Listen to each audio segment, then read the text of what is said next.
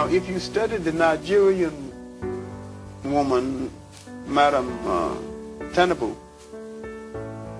who was in the trade for local consumption, when she discovered that the people that she was capturing and using for local consumption were being taken out of Africa, not returned, she began a war on the trade and fought the trade to a standstill and fought all the kings in the business, including the king of then Abukudu. And this is well recorded. And part of the story that there was a man asking for her hand because her husband had killed, asking for her hand in marriage. And she told him that she had a man's work to do and she was not a woman until she finished it. And her job, she considered to be, is to pull from the throne every king in the slave trade. And when the last one was no longer king, she turned to the man that had been asking for her hand in marriage and said, okay, I will marry you now. I'm a woman. Now I'm a woman. I finished the man's work, so now I'm a woman. Married and went to a place called Jos in Nigeria.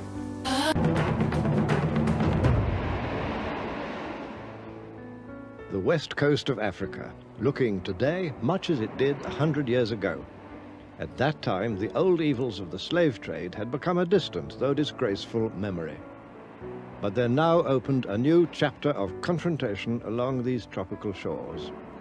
In past years, Europeans had come here for profitable business. Now they wanted more, much more. Old trading posts like this one had long been the scene of a partnership between maritime traders from Europe and local Africans.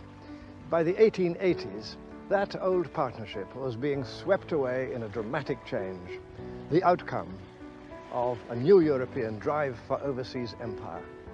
Industrialized countries led by France and Britain had begun to invade the black continent, each hoping for new sources of raw materials for its factories, new markets for its manufactures, and new positions of advantage against its rivals.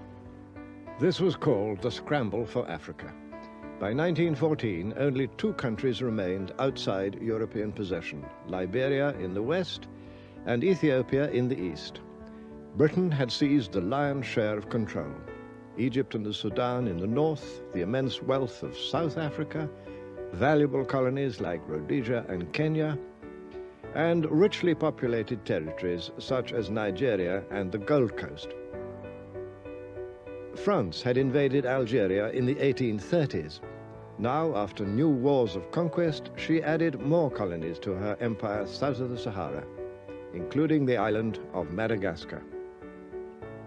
Little Portugal carved out two vast colonies, Angola and Mozambique, while Imperial Germany took the Cameroons and southwest Africa, and on the east coast, Tanganyika.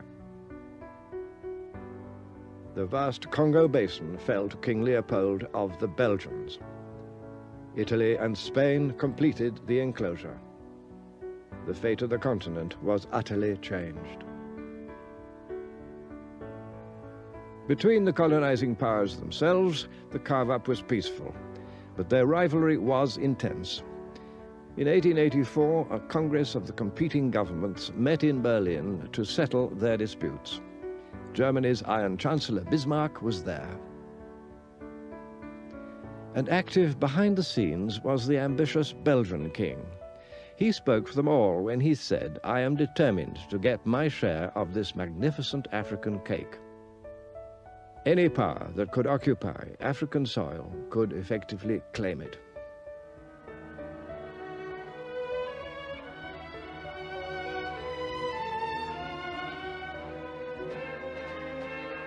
Now the task was to stake out frontiers in utterly uncharted land.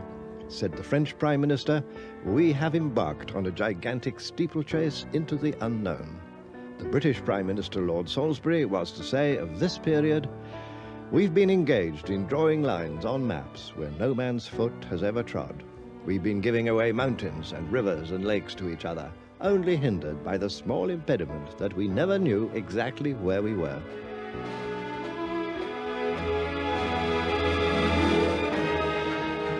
The great game was to get hold of places and positions of advantage over rivals, no matter what irrational frontiers might result. One of the most absurd cases was the magnificent Gambia River. Britain had long held Bathurst, Banjul today, and was determined to keep this river route to the interior. But France, invading from the west coast, enclosed all the territory surrounding the Gambia River in her new colony of Senegal. So the French were naturally eager to obtain the Gambia River. They offered Britain, in exchange, the much larger and richer Ivory Coast. But the British Parliament insisted on keeping the Gambia, thus dividing the peoples of the region. And the result was, and is, a country that is 300 miles long, but never more than 30 miles wide.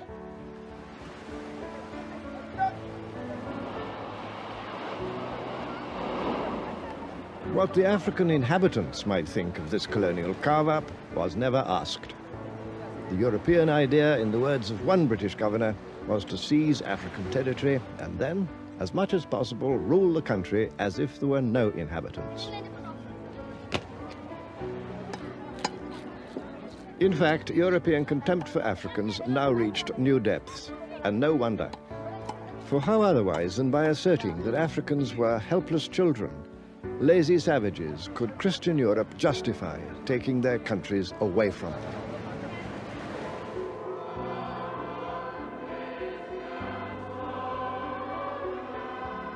The helpless children, meanwhile, sang their own version of a famous hymn. Onward, Christian soldiers, into heathen lands, prayer books in your pockets, rifles in your hands. Take the happy tidings where trade can be done. Spread the peaceful gospel with the Gatling gun. The European invasions were widely resisted. Conquest was never easy. And sometimes, as these old drawings and photographs testify, conquest led to a ruthless killing that later generations would prefer to forget.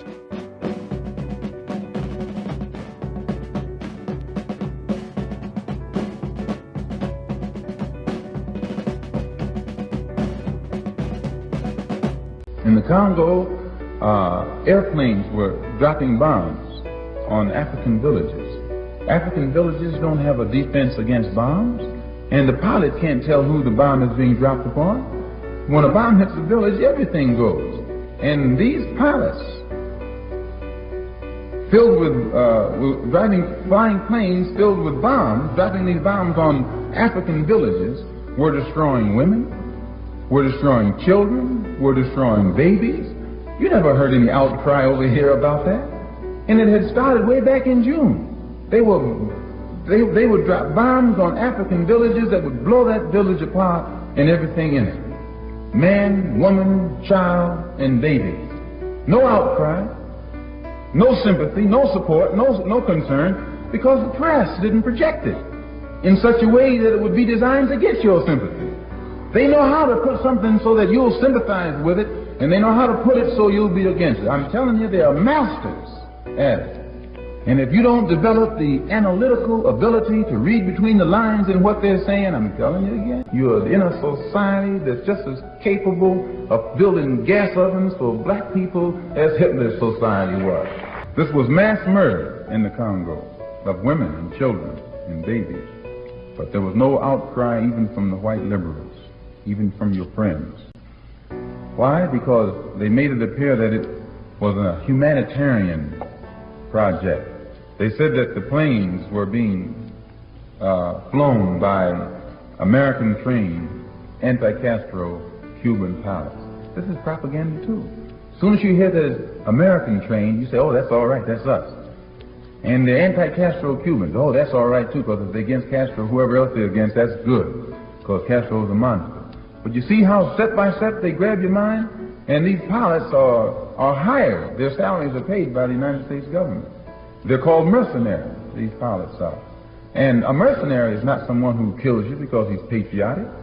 He kills you for blood money. He's a hired killer. That's what a mercenary means. And they're able to take these hired killers, put them in American planes with American bombs, and drop them on African villages, blowing to bits, black men, black women, black children, black babies, and you black people sitting over here cool, like it doesn't even involve you. You're a fool. They'll do it to them today and do it to you tomorrow. Because you and I and they are all the same. They call it a humanitarian project, and that they're doing it in the name of freedom. And all of this, these glorious terms are used to pave the way in your mind for what they're going to do. Then they take Chomby. You heard of Chomby. He's the worst African that was ever born. The lowest type that was ever born. He's a murderer himself. He's the murderer of Lumumba, the former prime minister of the prime minister of the Congo. He's an international, he's a murderer with an international stature as a murderer. Yet the United States government went and got Chomby in Spain and put him as the head of the Congolese government. Imagine this. This is criminal. Here's a man who's a murderer. So the United States takes him, puts him over the Congo, and supports his government with your tax dollars. Now, in other words, they hire him to occupy the position as head of state over the Congo. A killer. He is a hired killer himself. His salary paid by the United States government. And he turns, his first move is to bring in South Africans who hate everything in sight. He hires those South Africans to come and kill his own Congolese people. And the United States again pays their salary. You know, it's something to think about. How do you think you would feel right now if some Congolese brothers walked up to you? They look just like you. Don't think you don't look Congolese. You look as much Congolese as a Congolese does. Your tongue stays in your mouth.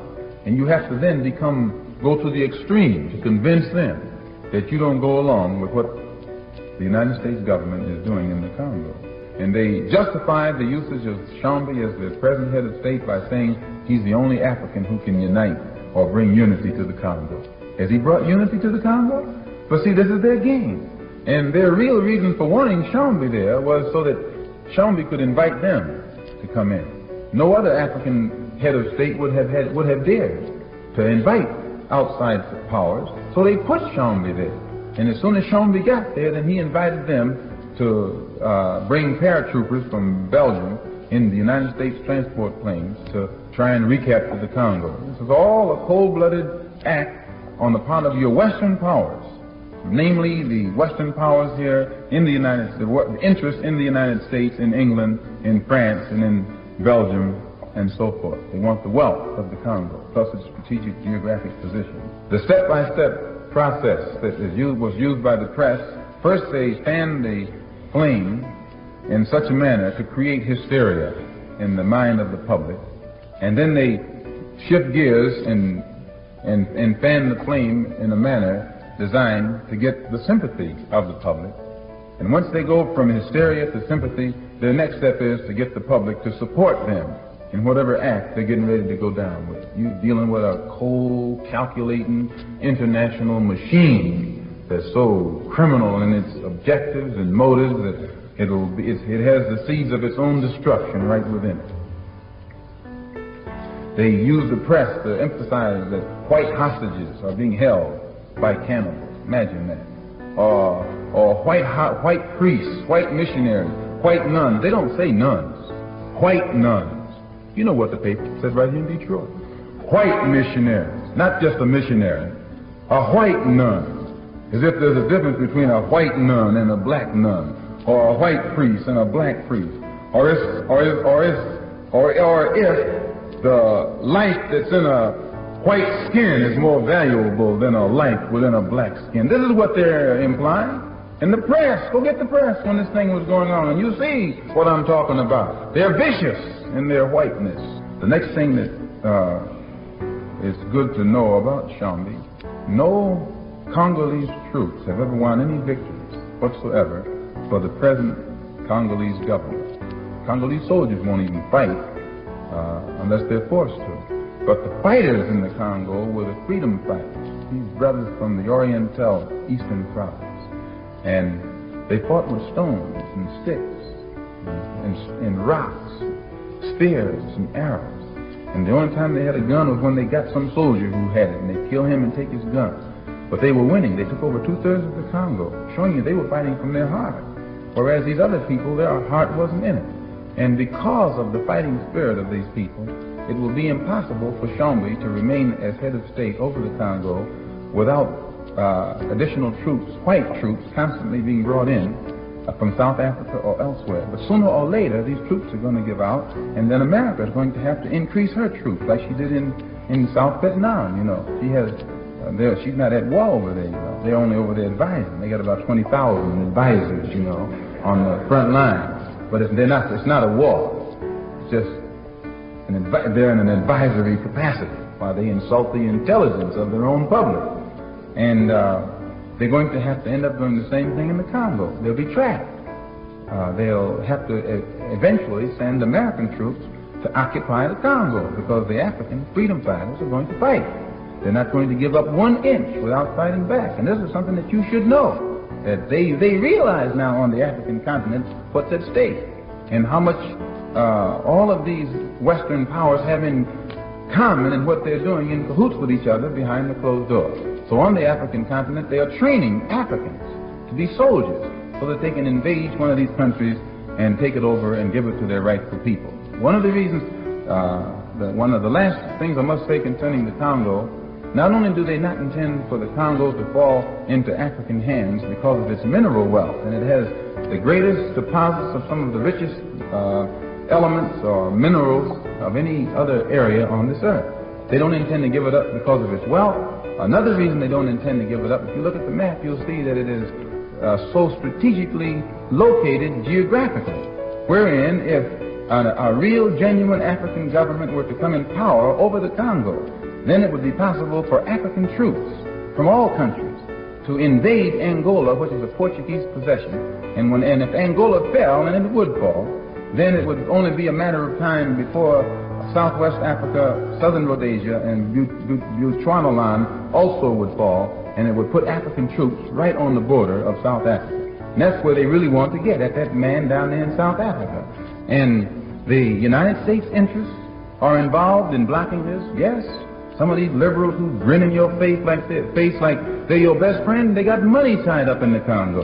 Some of the most powerful political figures in this country, and some of them governors over states, got interest in the Congo and got interest in South Africa and got interest all over the African continent and go there.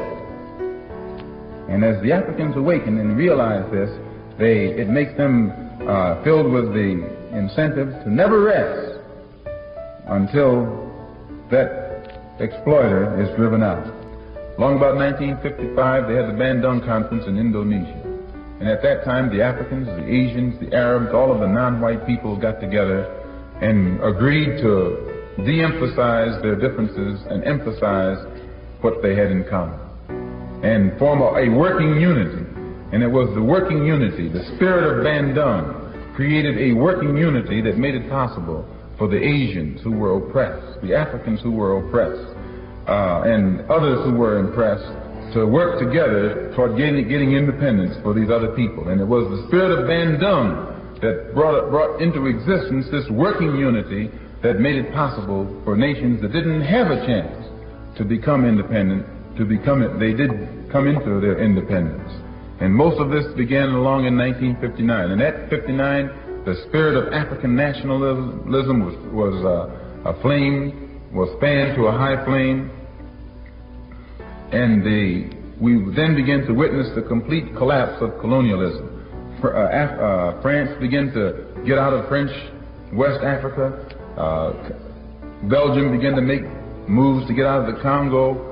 Britain began to make moves to get out of Kenya, Tanganyika, Uganda, Nigeria, and some of these other places. And although it looked like they were getting out, they pulled a trick that was colossal. In that when you're playing basketball and they get you trapped, you don't throw the ball away. You throw it to one of your teammates who's in the clear. And this is what the European powers did. They were trapped on the African continent. They couldn't stay there. They were looked upon as colonial, imperialists. So they had to pass the ball to someone whose image was different. And they passed the ball to Uncle Sam. And he picked it up and has been running it for a touchdown ever since. He was in the clear. He was not looked upon as one who had colonized the African continent. But at that time, the Africans couldn't see that though the United States hadn't colonized the African continent, he had colonized 22 million blacks here on this continent, because we were just as thoroughly colonized as anybody else. When the ball was passed to the United States, it was passed at a time when John Kennedy came into power. He picked it up and helped to run it. Was one of the shrewdest backfield runners that history has ever recorded. He surrounded himself with intellectuals, highly educated, learned, and well-informed people. And their analysis told him that the government of America was confronted with a new problem. And this new problem stemmed from the fact that Africans were now awakened, they were enlightened, and they were fearless, they would fight. So this meant that the Western powers couldn't stay there by force, and since their own economies, the European economy and the American economy, was based upon their influence, continued influence over the African continent, they had to find some means of staying there. So they used the friendly approach. They switched from the old open colonial imperialistic approach to the benevolent approach. They come up with some benevolent colonialism, philanthropic colonialism, humanitarianism, or dollarism. Immediately everything was Peace Corps, crossroads. We got to help our African brothers. Pick up on that. Can't help us in Mississippi. Can't help us in Alabama or Detroit, out here in Dearborn, where some real Ku Klux Klan live. So, realizing that it was necessary to come up with these new approaches, Kennedy did it. He won. He created an image of himself that was skillfully designed to make the people on the African continent think that he was Jesus, the great white father, come to make things right. And I'm telling you, some of these Negroes cried harder when he died than they cried for Jesus when he was crucified. From 1954 to 1964 was the era in which we witnessed the emerging of Africa, and the impact that this had upon the civil rights struggle in America has never been told. Everybody that, helped me to see that, as long as you got your faith, you can ride anything.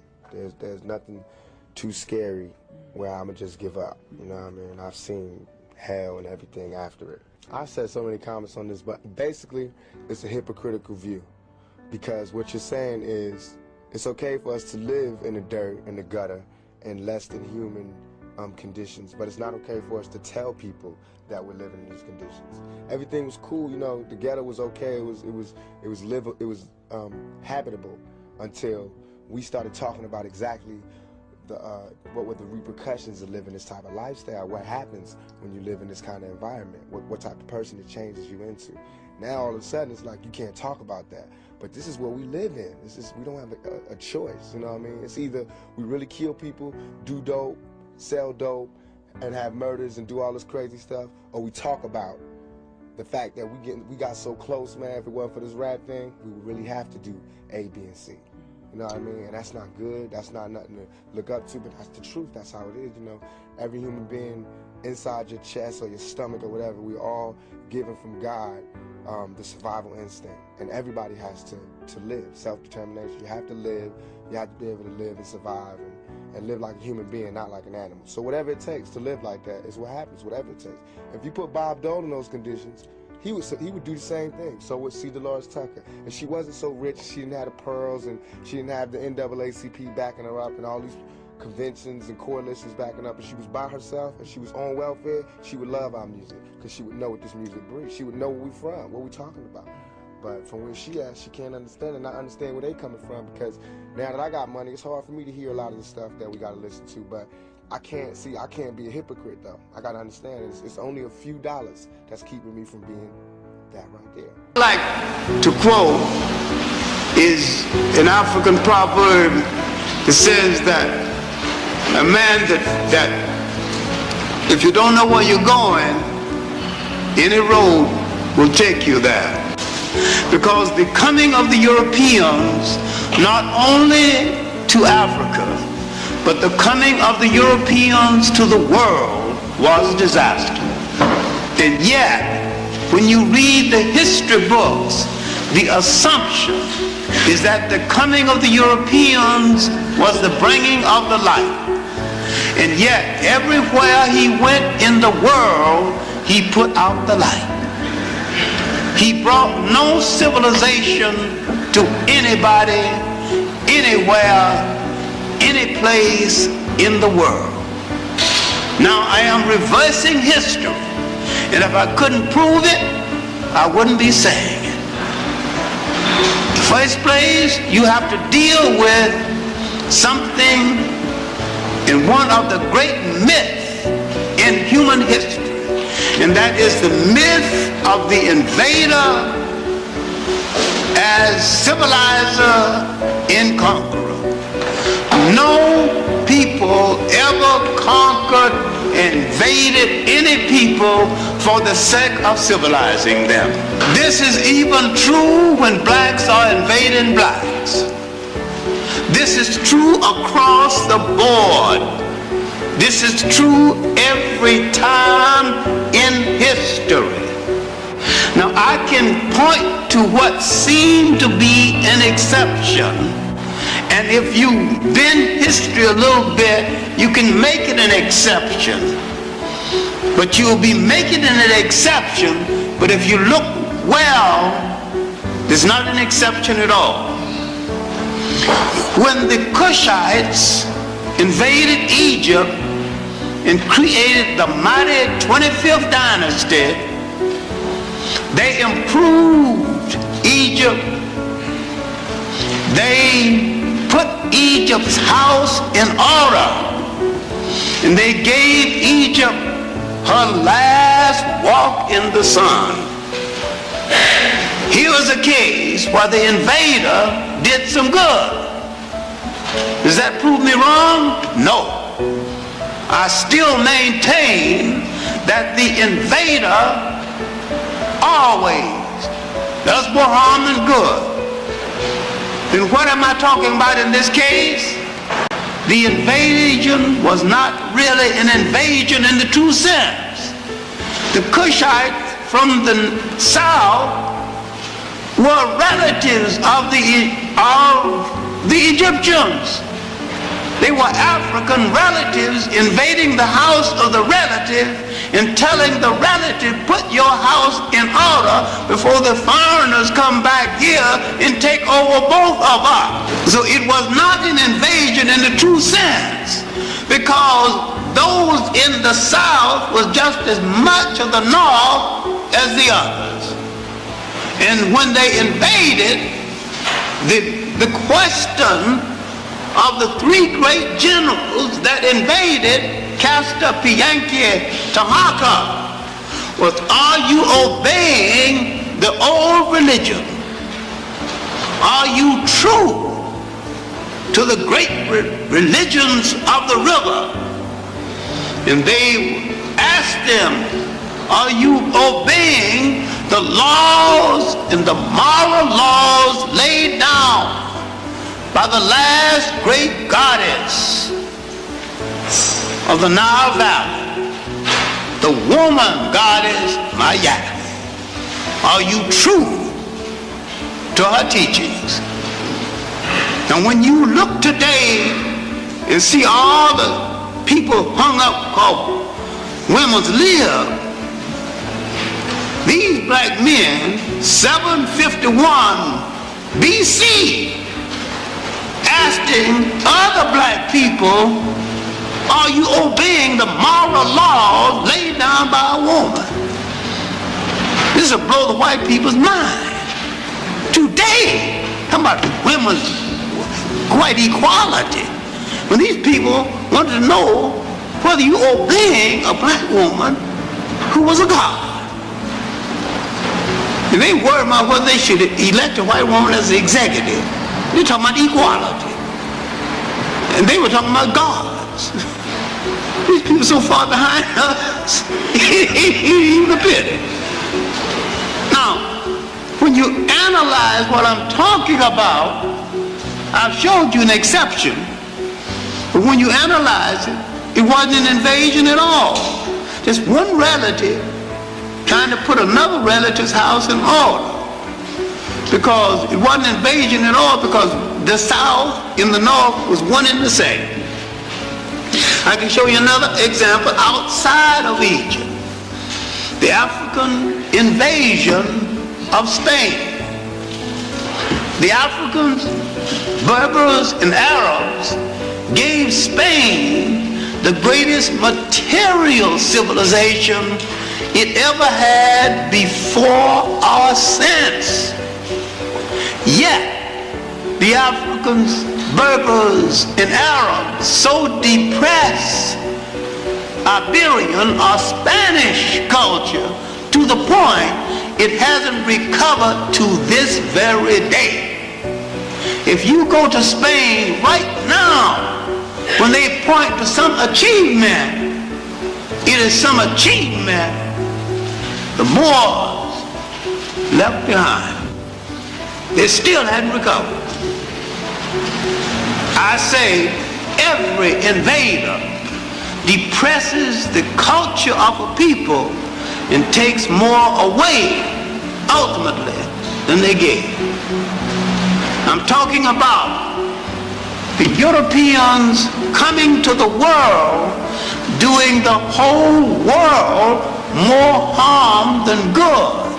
And if he say he is the bringer of the light, he is a liar and a hypocrite, because he brought no light, he put out the light.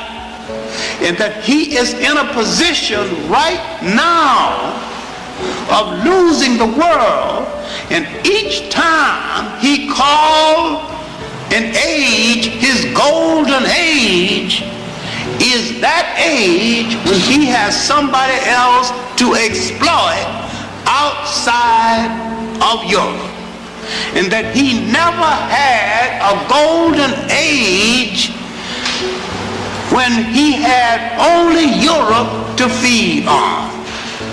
He is being pushed right now to a point where he is being deprived of the land and the resources outside of Europe, when he would rather blow up the world if he can't rule it. And so the people of the world had better protect themselves or prepare to go back and change, because he'd rather enslave it or destroy it if he can't rule it.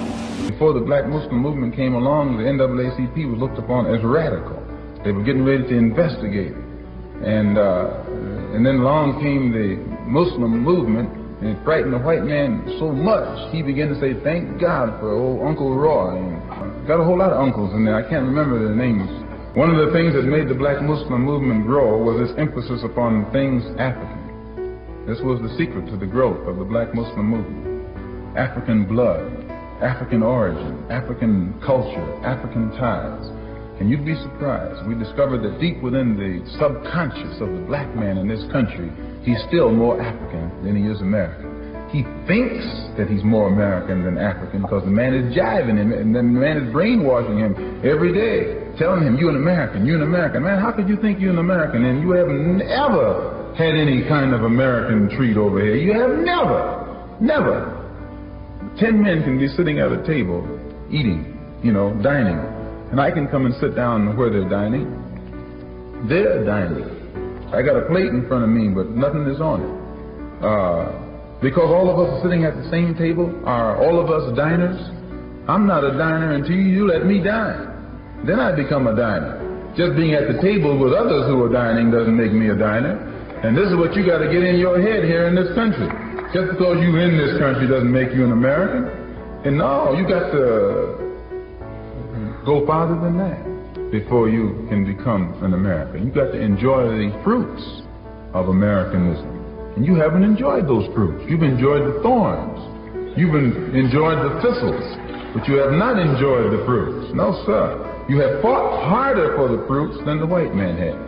You have worked harder for the fruits than the white man had, but you've enjoyed less. When the man put the uniform on you and sent you abroad, you fought harder than they did. Yeah, I know you. When you're fighting for them, you can fight. The black Muslim movement did make that contribution. They made the whole civil rights movement become more militant and more acceptable to the white power structure. You would rather have them than us. In fact, I think we forced many of the civil rights leaders to be even more militant than they intended. I know some of them who get out there and boom, boom, boom and don't mean it, because they run on back in their corner as soon as the action comes. John F. Kennedy also saw that it was necessary for a new approach among the American Negroes. And during his entire term in office, he specialized in how to psycho the American Negro. Now, a lot of y'all don't like my saying this, but I wouldn't ever take a stand on that if I didn't know what I was talking about. And I don't, by living in this kind of society, pretty much around them, and you know what I mean when I say them, I learned to study them. And you can think that they mean you some good oftentimes, and if you look at it a little closer, you'll see that they don't mean you any good. That doesn't mean there aren't some of them who mean good, but it does mean that most of them don't mean good. Kennedy's new approach was pretending to go along with us in our struggle for civil rights and different other forms of rights. But I remember the expose that Look magazine did on Meredith's situation in Mississippi. And Look magazine did an expose showing that Robert Kennedy and Governor Barnett had made a deal wherein the Attorney General was going to come down and try and force Meredith into school, and Barnett was going to stand at the door, and say, no, you can't come in, and he was going to get in anyway. But it was all arranged in advance, and then Barnett was supposed to keep the support of the white racists because that's who he's holding up, and Kennedy would keep the support of the Negroes because that's who he'd be holding up. And I say and it was a cut and dry deal. And it's not a secret, it was written. They write about it. But now if that's a deal and that's a deal, how many other deals do you think go down? What you think is on the level is crookeder, brothers and sisters, than oppressor, which is most crooked. Approach that was used by the administration right on up until today, even the present generation, was designed skillfully to make it appear that they were trying to solve the problem when they actually weren't. They would deal with the condition, but never the cause. They only gave us tokenism. Tokenism benefits only a few. It never benefits the masses. And the masses are the ones who have the problem, not the few. That one who benefits from tokenism, he doesn't want to be around us anyway. That's why he picks up on the token. The masses of our people still have bad housing, bad schooling, and inferior jobs that don't compensate with sufficient salary for them to carry on their life in this world. So that the problem for the masses has gone absolutely unsolved. And the only one for whom it has been solved are people like Whitney Young, who's supposed to be placed in the cabinet, so the rumors say. He'll be one of the first black cabinet men, and that answers where he's at. And others who have been given jobs, Carl Rowan, who was put over the USIS, who is very skillfully trying to make Africans think that the problem of the black man in this country is all solved. And this is the worst thing the white man can do to himself, is to take one of these kind of Negroes and ask him, how do your people feel, boy? And he's going to tell that man that we are satisfied. And that's what they do, brothers and sisters. So they get behind the door and tell the white man we're satisfied. Just keep me up here in front of them, boss, and I'll keep him behind you. That's what they talk when they ain't behind closed doors. Because see, the white man doesn't go along with anybody who's not for him. He doesn't care whether you're for right or wrong. He wants to know, are you for him? And if you're for him, he doesn't care what else you're for, as long as you're for him. Then he puts you up over the Negro community. You become the spokesman. And in your struggle, it's like standing on a revolving wheel. You're running, but you're not going anywhere. You run faster and faster, and the wheel just goes faster and faster. You never leave the spot that you're standing in. So it is very important to see that the only way that our problem is going to be solved, it has to be with a solution that will benefit the masses, not these upper class, so-called upper class. Actually, there's no such thing as an upper class Negro, because he gets the same hell as the other class Negro. All of them get the same hell, which is one of the things that's good about this racist system. It makes us all one. Quickly, if you'll notice, in 1963, everyone was talking about the centennial of progress. I think that's what they called it. 100 years since the signing of the Emancipation Proclamation, and they were going to celebrate how much white and black people have learned to love each other in America. You probably remember how they were talking in January of 1963. Well, if you had stood up in January at the same time that they were talking all this talk about a good year ahead, good things ahead, and told them that by May, Birmingham would have exploded and Bull Connor would be known as an international thug for the brutality that he heaped upon black people. If you would tell the people in January of '63 that John F. Kennedy would be killed for his role in everything, if you had told them in January that Medgar Evers would be murdered and nobody able to bring his killer to justice, or if you were to have told them in January of 1963 that a church would be bombed in Birmingham with 4 little black girls blown to bits while they were praying and serving Jesus, why, they would say you're crazy. In 1964, they started out the same way. That was the year of promise. If you were to have told them while they were talking about this great year of promise ahead, you know, civil rights and all of that, what was coming, that before long 3 civil rights workers would be brutally murdered and the government unable to do anything about it. A Negro educator in Georgia brutally murdered in broad daylight, and the men who did it be known and the government not able to do anything about it. If you had said this in January of '64, they'd say you were not. Now they're starting out in 1965 the same way, talking about the Great Society, you know, anti-poverty. If you tell them right now what is in store for 1965, they'll think you're crazy for sure. But 1965 will be the longest and hottest and bloodiest year of them all. And it has to be. Not because you want it to be, or I want it to be, or we want it to be, but because the conditions that created these explosions in 1963 are still here. The conditions that created explosions in '64 are still here. You can't say that you're not going to have an explosion and you leave the condition. The ingredients are still here. And as long as those ingredients, explosive ingredients, remain, then you're going to have the potential for explosion on your hands. And brothers and sisters, let me say, I spend my time out there in the street with people, all kind of people, listening to what they have to say, and they're dissatisfied. They're disillusioned. They're fed up. They're getting to the point of frustration where they are beginning to feel, what do they have to lose? And when you get to that point, you're the type of person who can create a very dangerously explosive atmosphere. This is what's happening in our neighborhoods to our people. I read in a poll taken by Newsweek magazine this week saying that Negroes are satisfied. Oh yes, poll, you know, in Newsweek, supposed to be a top magazine with a top poster, talking about how satisfied Negroes are. Maybe I haven't met the Negroes he met, because I know he hasn't met the ones that I've met. But this is dangerous. This is where the white man does himself the most harm.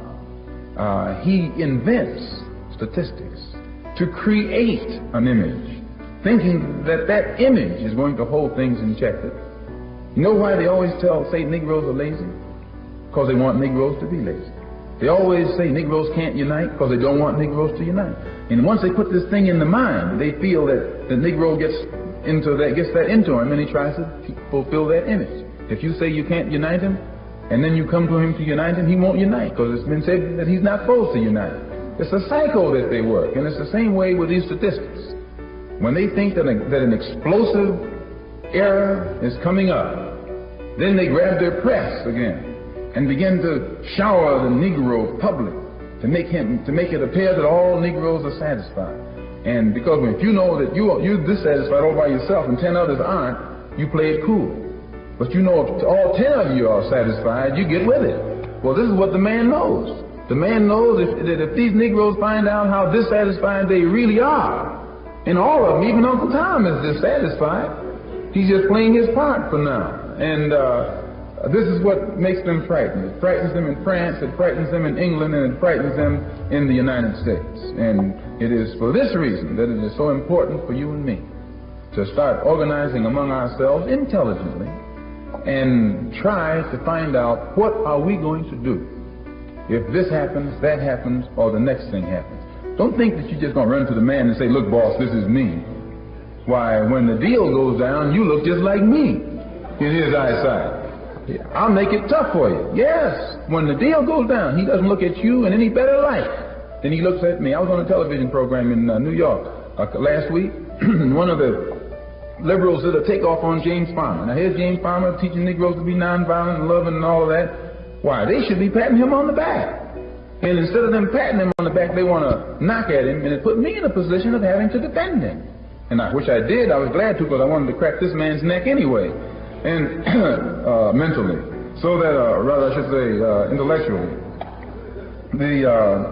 So I point these things out, brothers and sisters, so that you and I will know the importance in 1965 of being in complete unity with each other, harmony with each other, and not letting the man maneuver us into fighting one another. There is a situation where I have been maneuvered right now between me and the black Muslim movement, something that I really deeply regret, because I don't think anything is more destructive than two groups of black people fighting each other. But something that can't be avoided, because it goes deep down beneath the surface, and these things will come up in the very near future. And I might say this before I sit down. If you recall, when I left the black Muslim movement, I stated clearly that it wasn't my intention to even continue to be aware that they existed, but that I was going to spend my time working in the non-Muslim community. But they were fearful that if they didn't do something, that perhaps many of those who were in the mosque would leave it and follow a different direction. So they had to start doing a takeoff on me, plus they had to try and silence me because of what they know that I know. And I should think that they should know me well enough to know that they certainly can't frighten me. But when it does come to the light, excuse me for keep coughing like that, but I got some of that smoke last night. But there are some things involving the black Muslim movement which, when they come to light, you will be shocked.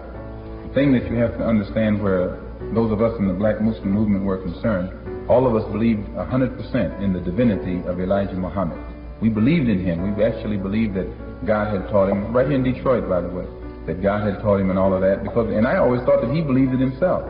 And I was shocked when I found out that he himself didn't believe it. And when that shock reached me, then I began to look everywhere else and try to get a better understanding of the things that confront all of us, so that we can get together in some kind of way to offset it.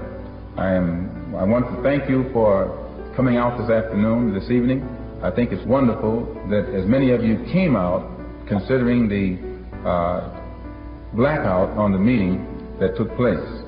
Also, and the brothers who are here are very progressive young men, and I would advise all of you to get with them in every way that you can to try and create some kind of united effort toward common goals, common objectives, and don't let the power structure maneuver you into a time-wasting battle with others when you could be involved in something that's constructive and getting a real job done. One thing I should have pointed out to you, that once we formed our new organization, once we became identified with the Orthodox Muslim world, we also formed a group known as the Organization of Afro-American Unity, which is designed to fight all the negative political, economic, and social conditions that exist in our neighborhood. It's a non-religious organization to which anyone can belong who's interested in direct action.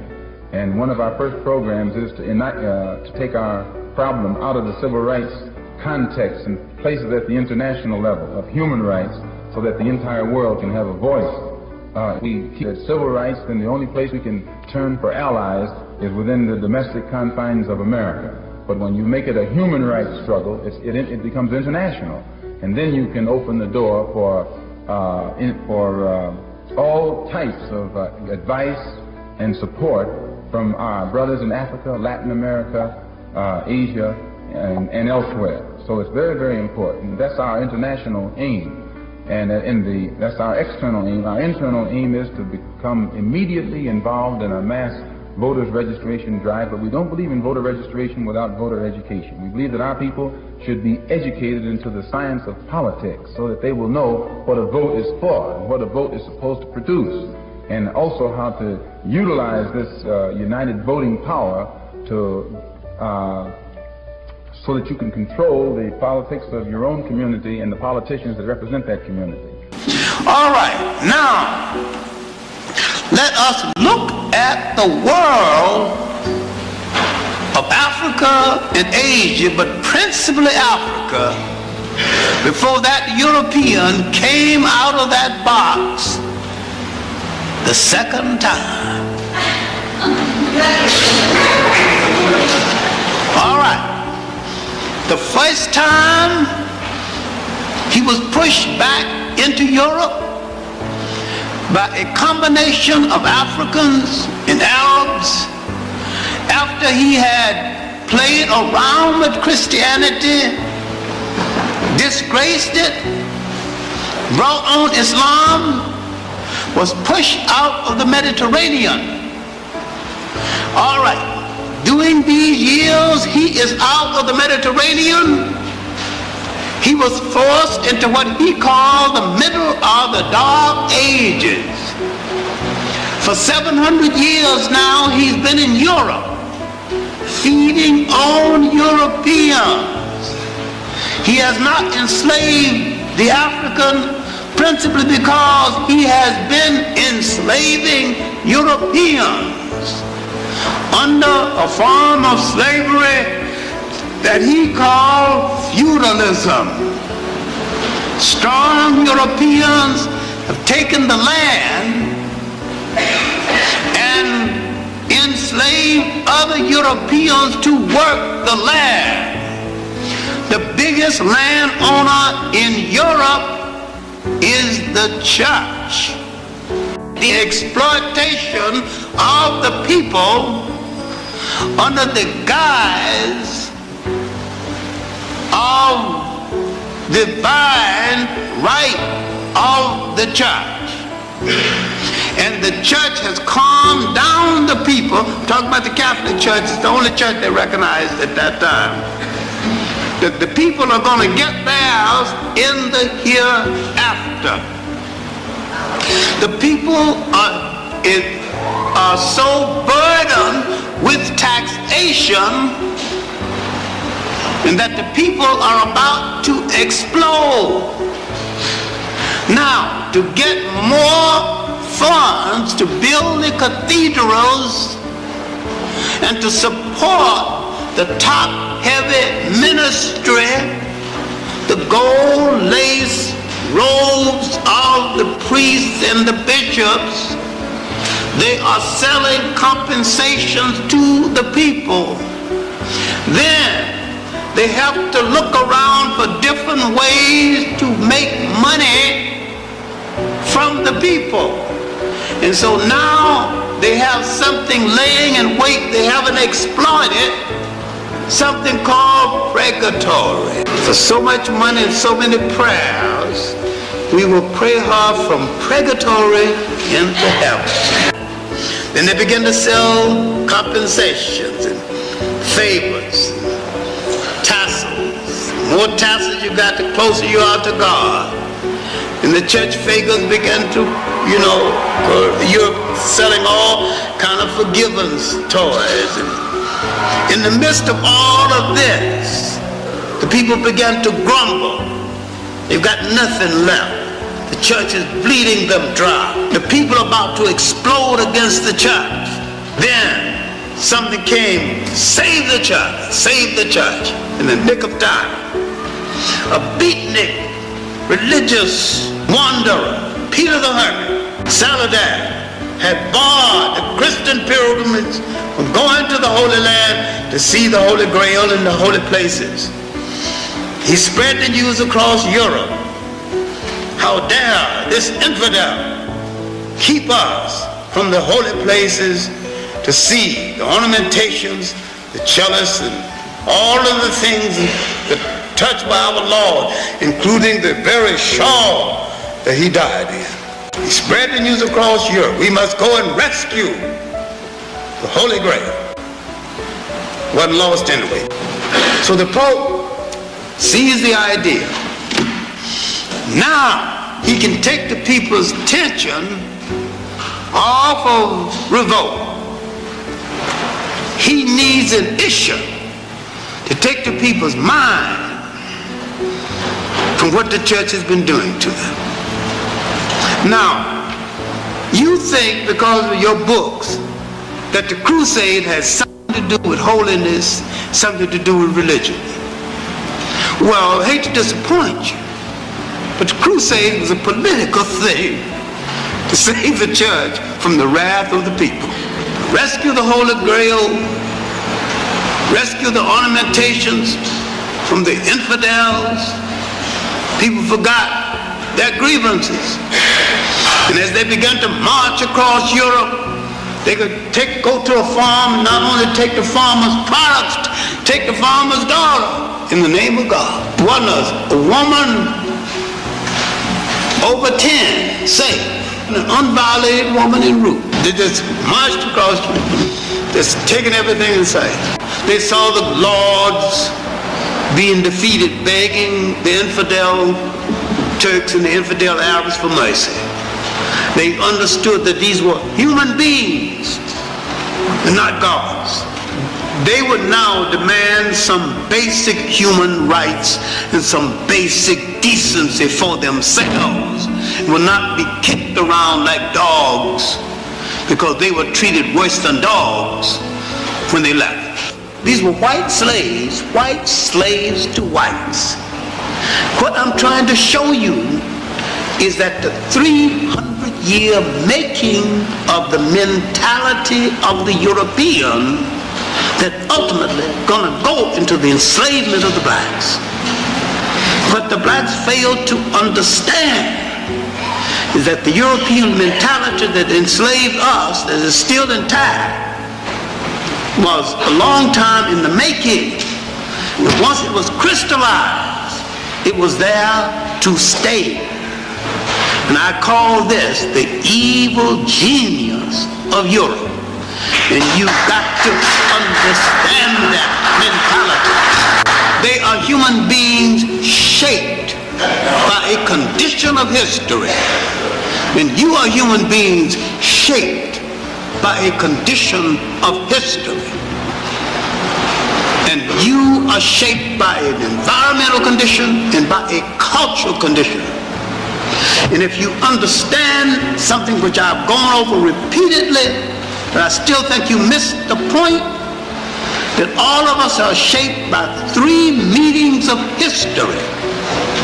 The people of the sand, the people of the sun, and the people of the ice.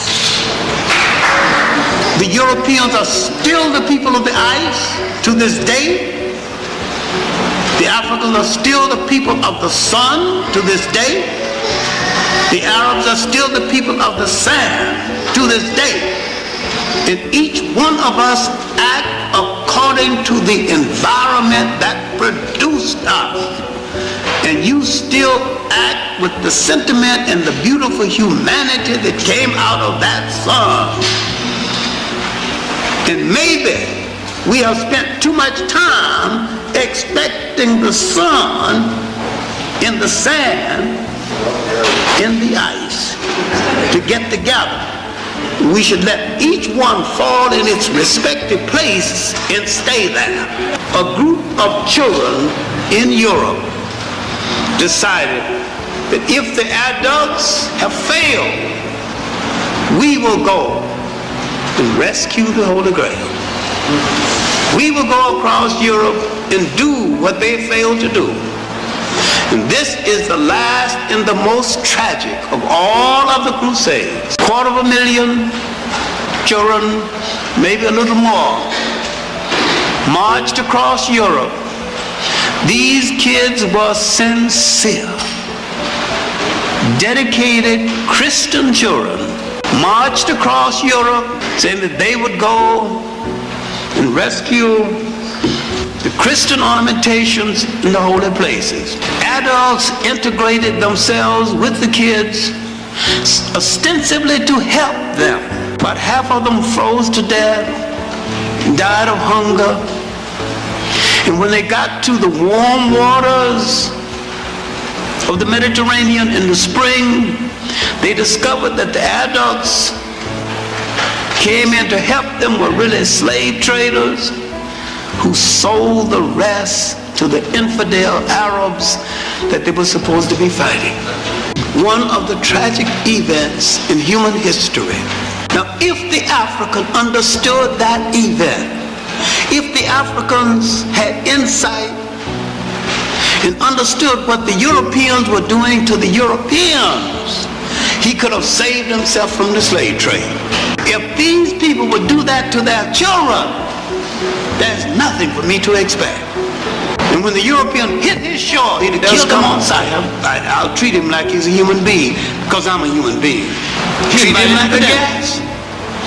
He end up being a slave. That same kind of sentiment is still among African people to this very day. The Aztecs in Mexico did the same thing with Cortez, and he took over Mexico. Less than 2,000 men took over all Mexico, came as the guest, stayed as the conqueror.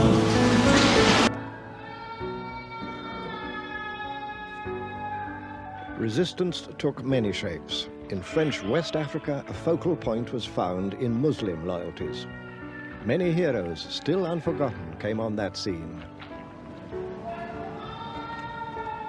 Some, like the Senegalese religious leader Ahmadou Bamba, offered the way of peace, but were still sent into exile. Others, like the fierce warrior leader Samori, fought off French attack after attack, and was crushed and exiled only after years of war. Death took many, strong or weak. With the skulls of earlier wars displayed in their capital, Kumasi, the powerful Ashanti nation ruled over most of modern Ghana. Led by their kings, who had the title of Asantehene, they'd long defended their country against Britain, but now they desperately wanted a peaceful settlement. In 1895, fearing a disastrous war with Britain, King Prempeh made a strong bid for peace from his palace here at Kumasi. He offered the British the right to establish in Ashanti a chartered company with all the concessions, the privilege that such a company could possibly desire. But it wasn't enough, for the British now wanted territorial possession as well as privilege. The Ashanti nation had already fought long, hard battles against the British. But this time, in 1896, they decided to surrender.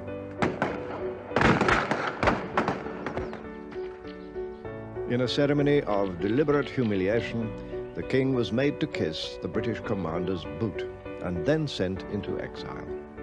But it wasn't the end of the story. The British now blundered. A new British governor, Sir Frederick Hodgson, decided that he had to get possession of the sacred golden stool, symbol of the Ashanti nation's soul. Arriving at the British fort here in Kumasi, he ordered the assembled chiefs to hand the stool over. Worse still, he demanded the right to sit on it, something that no person had ever been allowed to do, not even the king himself.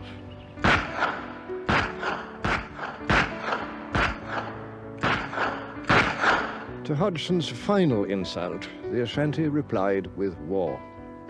This little fort at Kumasi is what the British had built, just in case, and now they sorely needed it.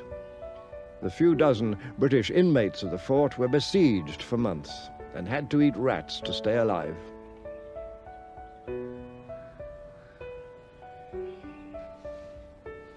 Hodgson's act of folly had exacted a bitter price. Efforts to send in relief from the coast were repeatedly frustrated by Ashanti resistance, until finally the governor and his wife got away to the coast and the absurd but tragic affair could be closed. This ended war between Britain and Ashanti, and a year later, in 1901, the British quietly annexed the country, which became part of the colony of the Gold Coast. All over Africa, the new military technology of automatic guns gave easy victories to the invaders.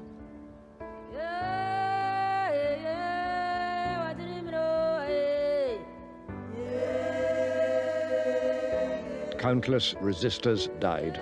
Many thousands at the single battle of Omdurman in Britain's conquest of the Sudan. Meanwhile, in another part of the Sudan, the French were also scoring victories. For the most part, public opinion rejoiced. For were these not victories over an inferior species, a kind of joke humanity? There were some critics, but not many, and their voice was ignored or silenced. What really mattered was to do down one's European rivals. If you were British, to get the better of the French in West Africa or of the Germans in East Africa, while orphans like little Uganda were left on the protective doorstep of Father John Bull. Who are in Washington, D.C. in positions of power, and from Washington, D.C. they exercise the same forms of brutal oppression against dark-skinned people in South and North Vietnam, or in the Congo, or in Cuba, or in any other place on this earth where they're trying to exploit and oppress. This is a society whose government doesn't hesitate to inflict the most brutal form of punishment and oppression upon dark-skinned people all over the world.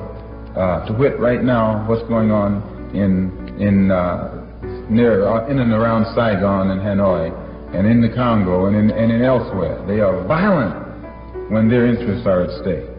But with all of that violence that they display at the international level, when you and I want just a little bit of freedom, we're supposed to be nonviolent. They're violent. They're violent in Korea, they're violent in Germany, they're violent in the South Pacific, they're violent in Cuba, they're violent wherever they go.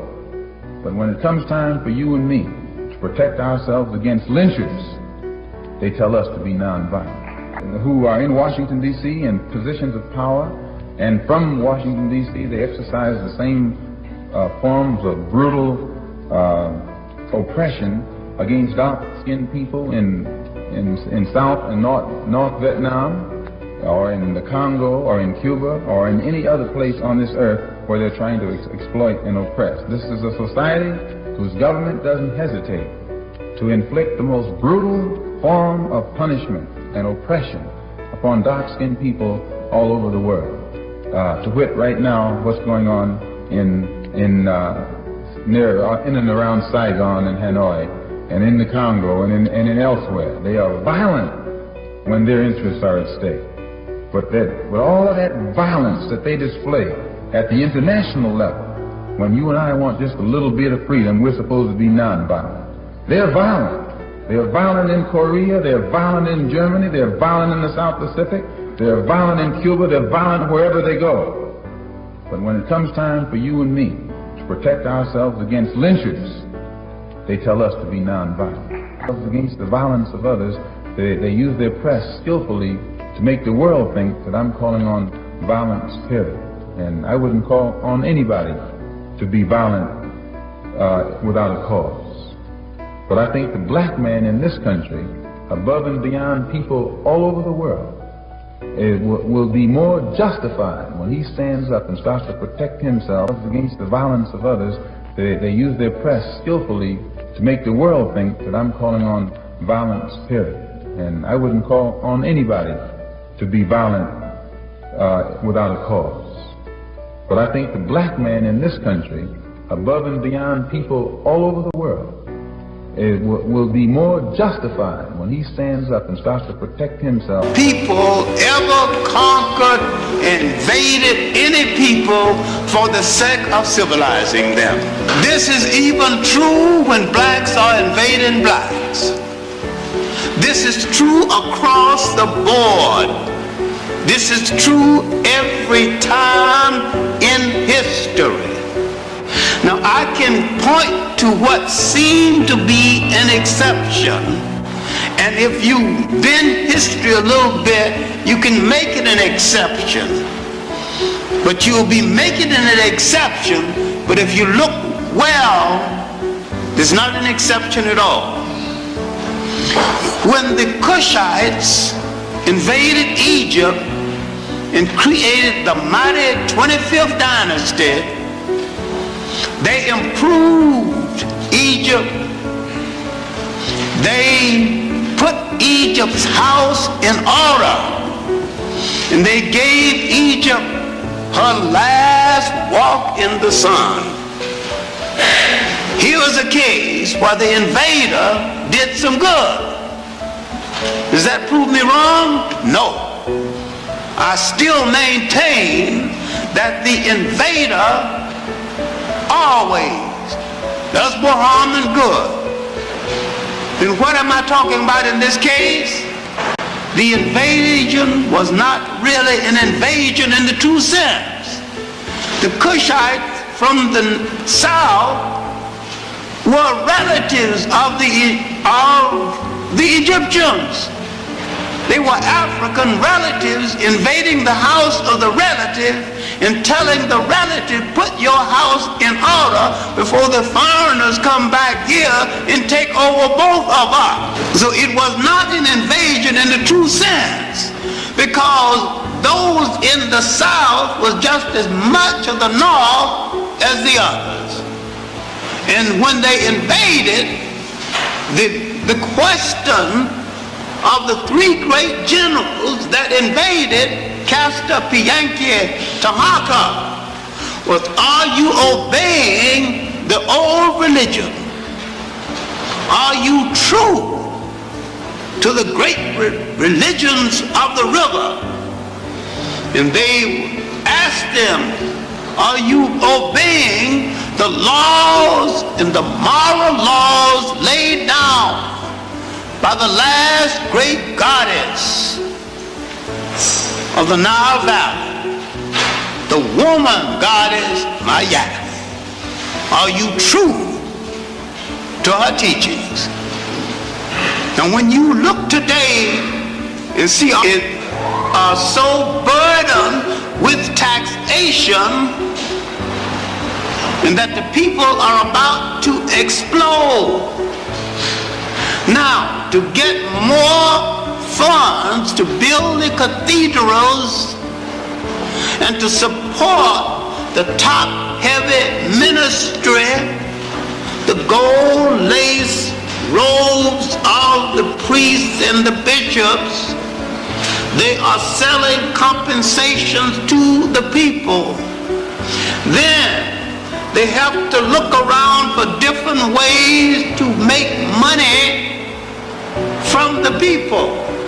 And so now they have something laying in wait they haven't exploited, something called purgatory. For so much money and so many prayers, we will pray her from purgatory into heaven. Then they begin to sell compensations and favors, tassels. The more tassels you got, the closer you are to God. And the church figures begin to, you're selling all kind of forgiveness toys. And in the midst of all of this, the people began to grumble. They've got nothing left. The church is bleeding them dry. The people are about to explode against the church. Then something came, save the church in the nick of time. A beatnik, religious wanderer, Peter the Hermit, Saladin, had barred the Christian pilgrims from going to the Holy Land to see the Holy Grail in the holy places. He spread the news across Europe. How dare this infidel keep us from the holy places to see the ornamentations, the chalice and all of the things that touched by our Lord, including the very shawl that he died in. He spread the news across Europe. We must go and rescue the Holy Grail. Wasn't lost anyway. So the Pope sees the idea.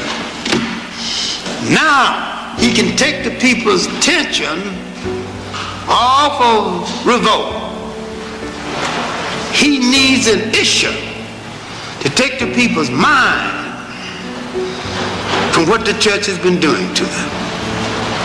Now, you think because of your books that the crusade has something to do with holiness, something to do with religion. Well, I hate to disappoint you, but the crusade was a political thing to save the church from the rest. To grumble. They've got nothing left. The church is bleeding them dry. The people are about to explode against the church. Then something came, save the church in the nick of time.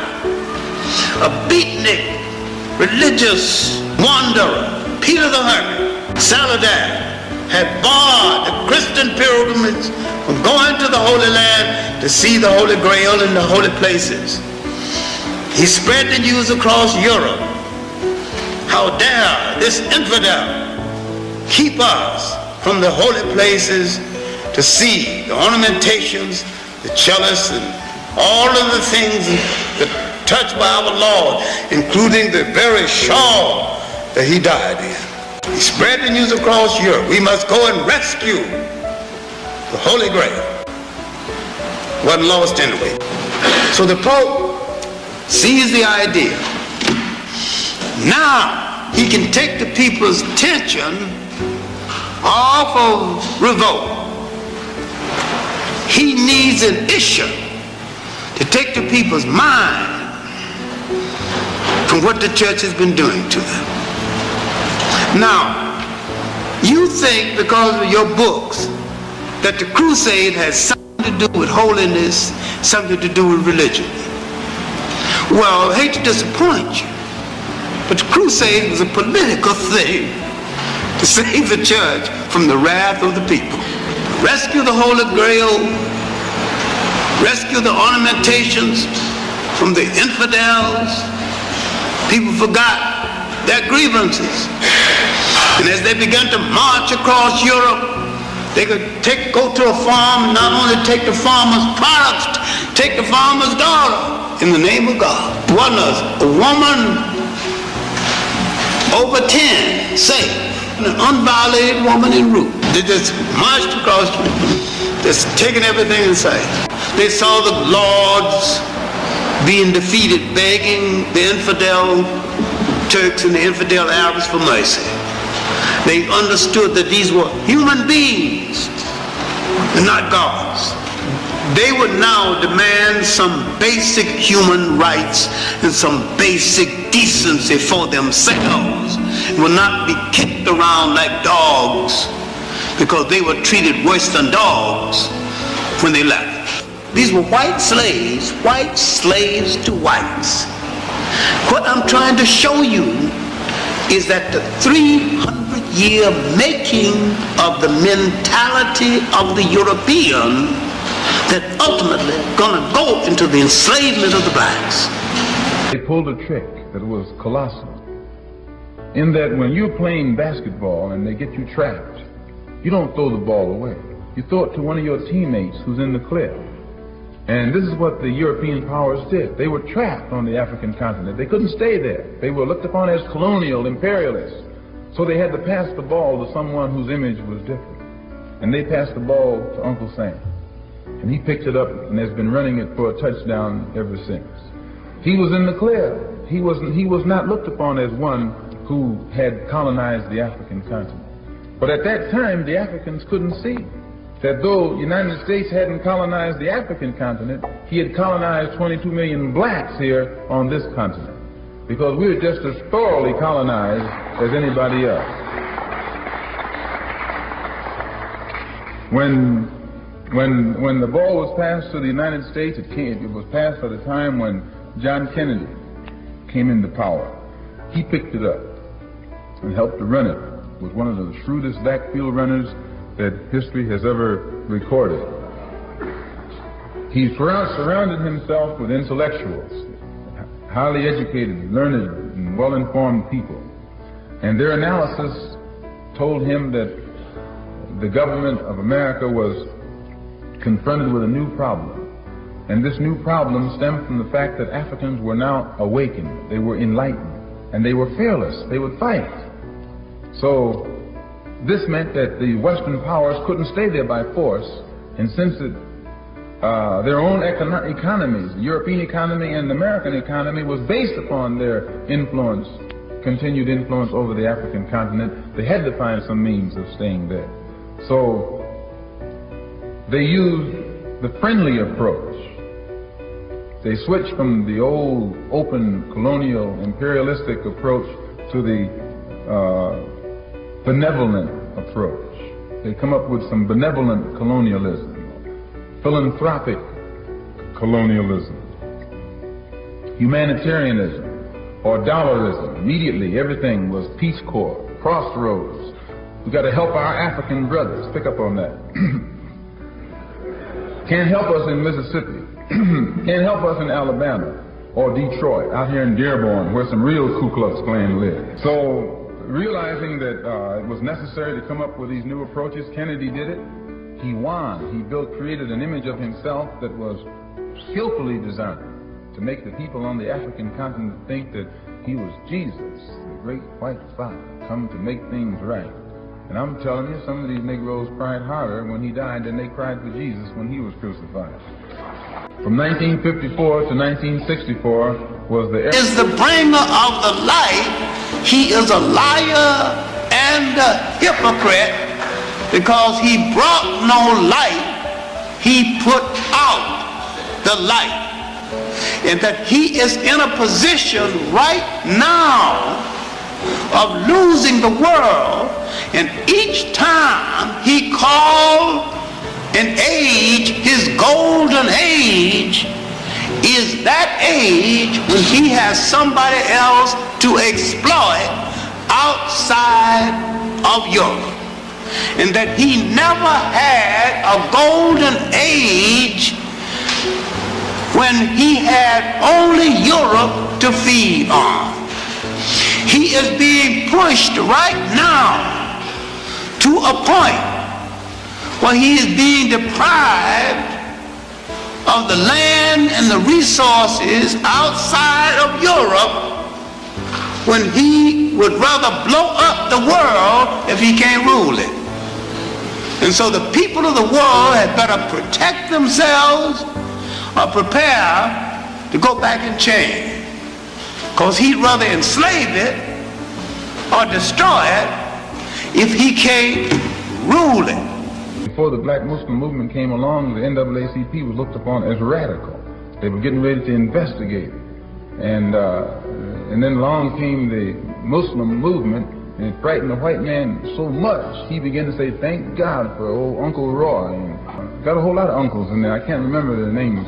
One of the things that made the black Muslim movement grow was this emphasis upon things African. This was the secret to the growth of the black Muslim movement. African blood, African origin, African culture, African ties. And you'd be surprised. We discovered that deep within the subconscious of the black man in this country, he's still more African than he is American. He thinks that he's more American than African because the man is jiving him and then the man is brainwashing him every day, telling him, you're an American, you're an American. Man, how could you think you're an American and you have never had any kind of American treat over here? You have never. 10 men can be sitting at a table eating, dining. And I can come and sit down where they're dining. They're dining. I got a plate in front of me, but nothing is on it. Because all of us are sitting at the same table, are all of us diners? I'm not a diner until you let me dine. Then I become a diner. Just being at the table with others who are dining doesn't make me a diner. And this is what you got to get in your head here in this country. Just because you're in this country doesn't make you an American. And no, you got to go farther than that before you can become an American. You got to enjoy the fruits. And I call this the evil genius of Europe.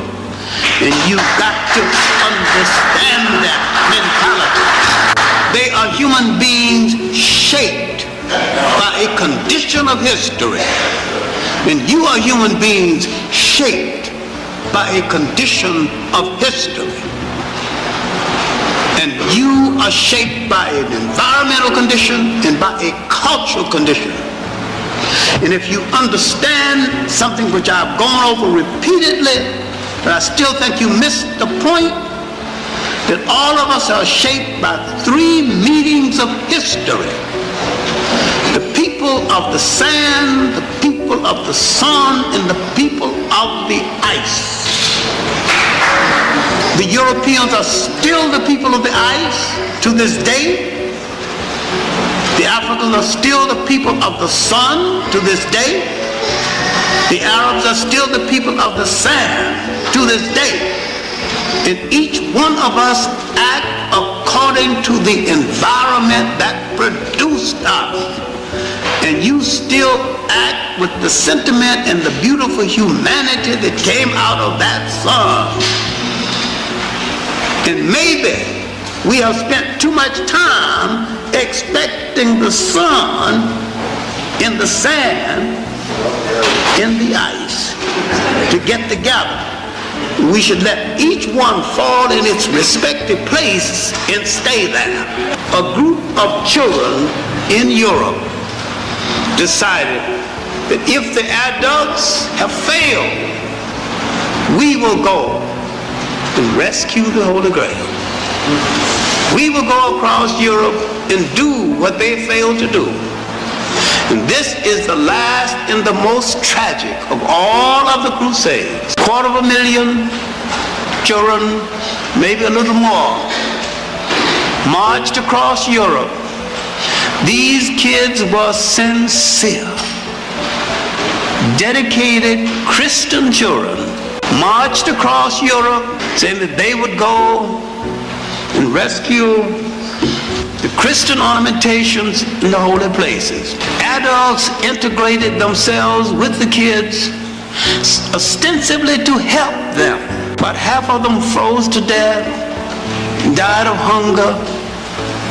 And when they got to the warm waters of the Mediterranean in the spring, they discovered that the adults came in to help them were really slave traders who sold the rest to the infidel Arabs that they were supposed to be. Top magazine with a top poster talking about how satisfied Negroes are. He must, maybe I haven't met the Negroes he met, because I know he hasn't met the ones that I've met. But this is dangerous. This is where the white man does himself the most harm. He invents statistics to create an image, thinking that that image is going to hold things in check. You know why they always say Negroes are lazy? Because they want Negroes to be lazy. They always say Negroes can't unite because they don't want Negroes to unite. And once they put this thing in the mind, they feel that the Negro gets that into him, and he tries to fulfill that image. If you say you can't unite him, and then you come to him to unite him, he won't unite, because it's been said that he's not supposed to unite. It's a cycle that they work, and it's the same way with these statistics. When they think that an explosive era is coming up, then they grab their press again and begin to shower the Negro public to make it appear that all Negroes are satisfied. And because if you know that you're dissatisfied all by yourself and 10 others aren't, you play it cool. But you know if all 10 of you are satisfied, you get with it.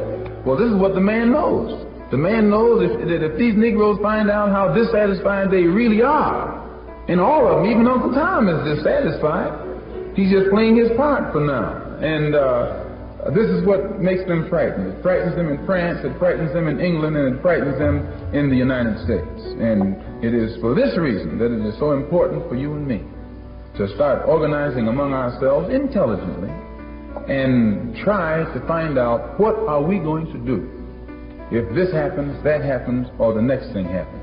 Don't think that you're just going to run to the man and say, look, boss, this is me. Why, when the deal goes down, you look just like me in his eyesight. Yeah, I'll make it tough for you. Yes, when the deal goes down, he doesn't look at you in any better light Then he looks at me. I was on a television program in New York last week. One of the liberals did a takeoff on James Farmer. Now here's James Farmer teaching Negroes to be nonviolent and loving and all of that. Why, they should be patting him on the back. And instead of them patting him on the back, they want to knock at him, and it put me in a position of having to defend him.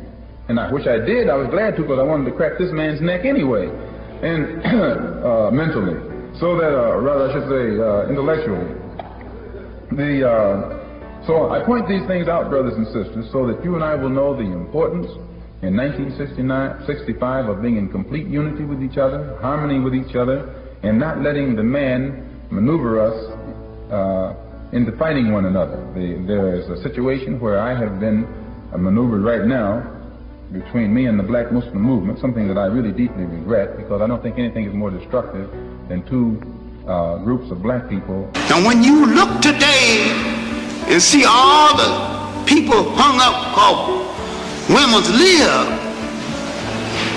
these black men, 751 BC, asking other black people, are you obeying the moral laws laid down by a woman? This will blow the white people's mind. Today, talking about women's white equality, when these people wanted to know whether you obeying a black woman who was a god. And they worried about whether they should elect a white woman as the executive. They're talking about equality. And they were talking about gods. These people so far behind us, even a pity. Now, when you analyze what I'm talking about, I've showed you an exception. But when you analyze it, it wasn't an invasion at all. Just one relative trying to put another relative's house in order. Because it wasn't an invasion at all, because the South and the North was one and the same. I can show you another example outside of Egypt. The African invasion of Spain. The Africans, Berbers, and Arabs gave Spain the greatest material civilization it ever had before or since. Yet, the Africans, Berbers, and Arabs so depressed Iberian or Spanish culture to the point it hasn't recovered to this very day. If you go to Spain right now, when they point to some achievement, it is some achievement the Moors left behind. They still hadn't recovered. I say every invader depresses the culture of a people and takes more away ultimately than they gave. I'm talking about the Europeans coming to the world, doing the whole world more harm than good. And if he said he is the bringer of the light, he is a liar and a hypocrite, because he brought no light, he put out the light. And that he is in a position right now on waters of the Mediterranean in the spring. They discovered that the adults came in to help them were really slave traders who sold the rest to the infidel Arabs that they were supposed to be fighting. One of the tragic events in human history. Now, if the African understood that event, if the Africans had insight and understood what the Europeans were doing to the Europeans, he could have saved himself from the slave trade. If these people would do that to their children, there's nothing for me to expect. And when the European hit his shore, he'd have killed him on sight. I'll treat him like he's a human being, because I'm a human being. Treat him like a gas. He end up being a slave. That same kind of sentiment is still among African people to this very day. The Aztecs in Mexico did the same thing with Cortez, and he took over Mexico. Less than 2,000 men took over all Mexico, came as a guest, stayed as the conqueror.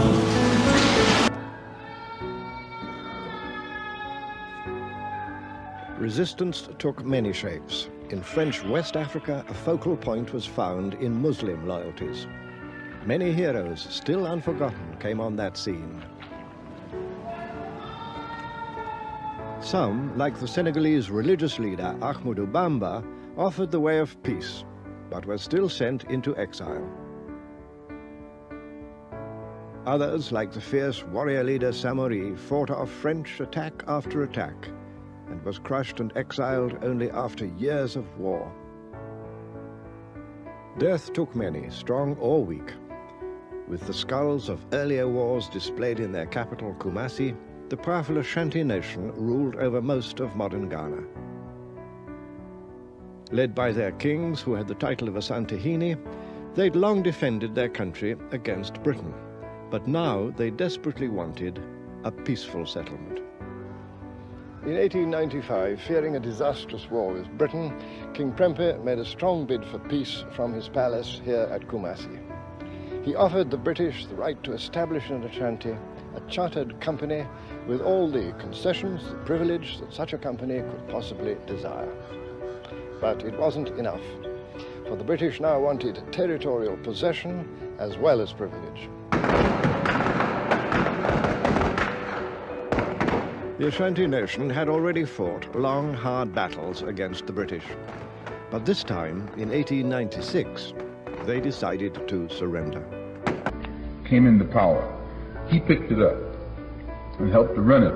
Was one of the shrewdest backfield runners that history has ever recorded. He surrounded himself with intellectuals, highly educated, learned, and well-informed people. And their analysis told him that the government of America was confronted with a new problem. And this new problem stemmed from the fact that Africans were now awakened, they were enlightened, and they were fearless, they would fight. So this meant that the Western powers couldn't stay there by force, and since their own economies, the European economy and the American economy, was based upon their influence, continued influence over the African continent, they had to find some means of staying there. So they used the friendly approach. They switched from the old open colonial imperialistic approach to the benevolent approach. They come up with some benevolent colonialism, philanthropic colonialism, humanitarianism, or dollarism. Immediately, everything was Peace Corps, crossroads. We got to help our African brothers. Pick up on that. Can't help us in Mississippi. Can't help us in Alabama or Detroit, out here in Dearborn, where some real Ku Klux Klan live. So, realizing that it was necessary to come up with these new approaches, Kennedy did it.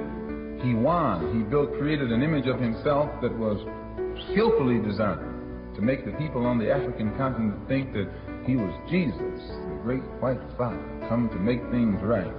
And I'm telling you, some of these Negroes cried harder when he died than they cried for Jesus when he was crucified.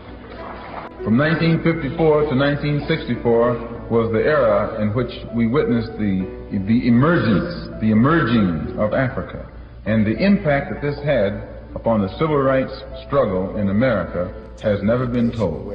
Everybody that, helped me to see that, as long as you got your faith, you can ride anything.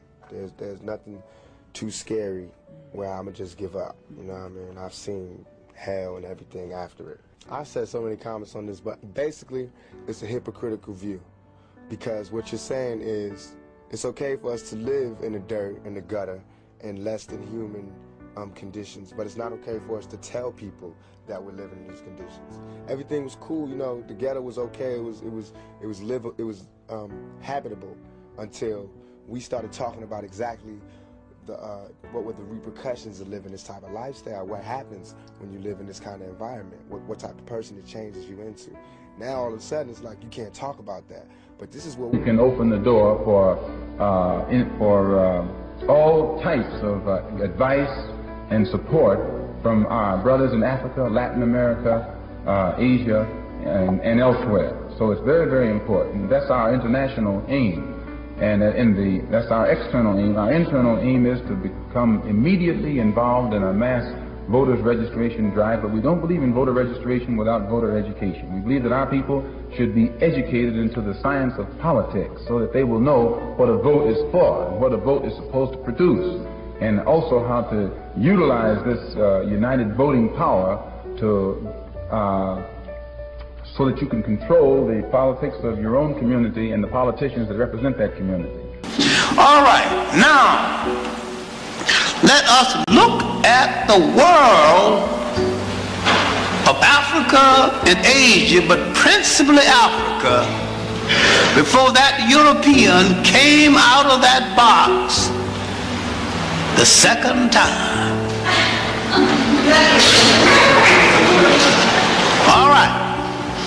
The first time he was pushed back into Europe by a combination of Africans and Arabs after he had played around with Christianity, disgraced it, brought on Islam, was pushed out of the Mediterranean. All right. During these years, he is out of the Mediterranean. He was forced into what he called the middle of the Dark Ages. For 700 years now, he's been in Europe, feeding on Europeans. He has not enslaved the African principally because he has been enslaving Europeans under a form of slavery that he called feudalism. Strong Europeans have taken the land and enslaved other Europeans to work the land. The biggest landowner in Europe is the church. The exploitation of the people under the guise of divine right of the church. And the church has calmed down the people. Talk about the Catholic Church, it's the only church they recognized at that time. That the people are going to get theirs in the Congo and supports his government with your tax dollars. Now, in other words, they hire him to occupy the position as head of state over the Congo. A killer. He is a hired killer himself. His salary paid by the United States government. And he turns, his first move is to bring in South Africans who hate everything in sight. He hires those South Africans to come and kill his own Congolese people. And the United States again pays their salary. You know, it's something to think about. How do you think you would feel right now if some Congolese brothers walked up to you? They look just like you. Don't think you don't look Congolese. You look as much Congolese as a Congolese does. Your tongue stays in your mouth. And you have to then go to the extreme to convince them that you don't go along with what the United States government is doing in the Congo. And they justified the usage of Shambi as the present head of state by saying he's the only African who can unite or bring unity to the Congo. Has he brought unity to the Congo? But see, this is their game. And their real reason for wanting Shambi there was so that Shambi could invite them to come in. No other African head of state would have dared to invite outside powers, so they put Shambi there. And as soon as Shambi got there, then he invited them to bring paratroopers from Belgium in the United States transport planes to try and recapture the Congo. This was all a cold-blooded act on the part of your Western powers, namely the Western powers here in the United States, the interest in the United States, in England, in France, and in Belgium, and so forth. They want the wealth of the Congo, plus its strategic geographic position. The step-by-step process that was used by the press, first they fan the flame in such a manner to create hysteria in the mind of the public, and then they shift gears and fan the flame in a manner designed to get the sympathy of the public. And once they go from hysteria to sympathy, their next step is to get the public to support them in whatever act they're getting ready to go down with. You're dealing with a cold, calculating international machine that's so criminal in its objectives and motives that it has the seeds of its own destruction right within it. They use the press to emphasize that white hostages are being held by cannibals. Imagine that. Or white priests, white missionaries, white nuns. They don't say nuns. White nuns. You know what the paper said right here in Detroit. White missionaries. Not just a missionary. A white nun. As if there's a difference between a white nun and a black nun. Or a white priest and a black priest. Or brought in from South Africa or elsewhere. But sooner or later, these troops are going to give out, and then America is going to have to increase her troops, like she did in South Vietnam. You know, she has she's not at war over there. You know, they're only over there advising. They got about 20,000 advisors, you know, on the front lines. But it's not a war. It's just they're in an advisory capacity while they insult the intelligence of their own public. And they're going to have to end up doing the same thing in the Congo. They'll be trapped. They'll have to eventually send American troops to occupy the Congo because the African freedom fighters are going to fight. They're not going to give up 1 inch without fighting back. And this is something that you should know, that they realize now on the African continent what's at stake and how much all of these Western powers have in common in what they're doing in cahoots with each other behind the closed doors. So on the African continent, they are training Africans to be soldiers so that they can invade one of these countries and take it over and give it to their rightful people. One of the reasons, one of the last things I must say concerning the Congo, not only do they not intend for the Congo to fall into African hands because of its mineral wealth, and it has the greatest deposits of some of the richest elements or minerals of any other area on this earth. They don't intend to give it up because of its wealth. Another reason they don't intend to give it up, if you look at the map, you'll see that it is so strategically located geographically, wherein if a real, genuine African government were to come in power over the Congo, then it would be possible for African troops from all countries to invade Angola, which is a Portuguese possession, and if Angola fell, and it would fall, then it would only be a matter of time before Southwest Africa, Southern Rhodesia, and Bechuanaland also would fall, and it would put African troops right on the border of South Africa. And that's where they really want to get, at that man down there in South Africa. And the United States interests are involved in blocking this, yes. Some of these liberals who grin in your face like they're your best friend, they got money tied up in the Congo. Some of the most powerful political figures in this country, and some of them governors over states, got interest in the Congo, and got interest in South Africa, and got interest all over the African continent, and go there.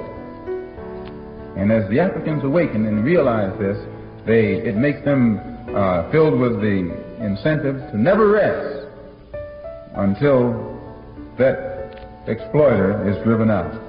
Long about 1955, they had the Bandung Conference in Indonesia.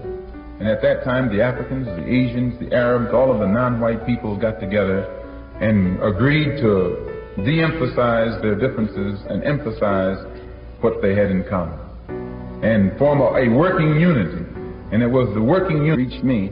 Then I began to look everywhere else and try to get a better understanding of the things that confront all of us so that we can get together in some kind of way to offset it. I want to thank you for coming out this afternoon, this evening. I think it's wonderful that as many of you came out, considering the blackout on the meeting that took place. Also, and the brothers who are here are very progressive young men, and I would advise all of you to get with them in every way that you can to try and create some kind of united effort toward common goals, common objectives, and don't let the power structure maneuver you into a time-wasting battle with others when you could be involved in something that's constructive and getting a real job done. One thing I should have pointed out to you that once we formed our new organization, once we became identified with the Orthodox Muslim world, we also formed a group known as the Organization of Afro-American Unity, which is designed to fight all the negative political, economic, and social conditions that exist in our neighborhood. It's a non-religious organization to which anyone can belong who's interested in direct action. And one of our first programs is to take our problem out of the civil rights context and place it at the international level of human rights so that the entire world can have a voice. We keep civil rights, then the only place we can turn for allies is within the domestic confines of America. But when you make it a human rights struggle, it becomes international. And then you can open the door for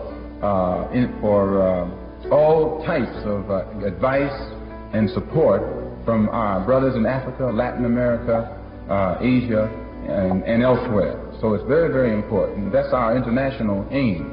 And that's our external aim. Our internal aim is to become immediately involved in a mass voters registration drive, but we don't believe in voter registration without voter education. We believe that our people should be educated into the science of politics so that they will know what a vote is for and what a vote is supposed to produce, and also how to utilize this united voting power so that you can control the politics of your own community and the politicians that represent that community.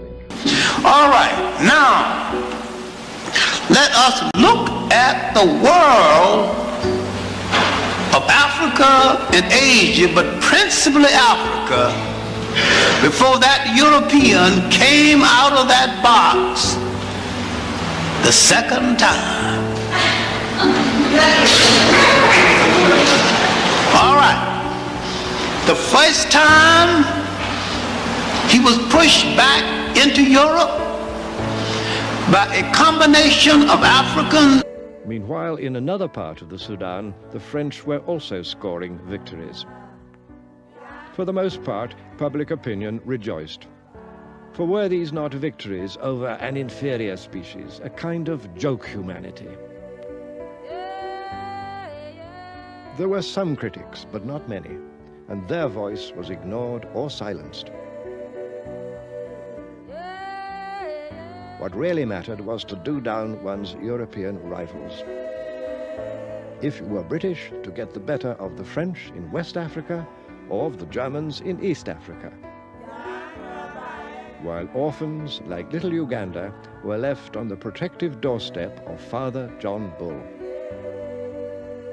Who are in Washington, D.C. in positions of power, and from Washington, D.C. they exercise the same forms of brutal oppression against dark-skinned people in South and North Vietnam, or in the Congo, or in Cuba, or in any other place on this earth where they're trying to exploit and oppress. This is a society whose government doesn't hesitate to inflict the most brutal form of punishment and oppression upon dark-skinned people all over the world.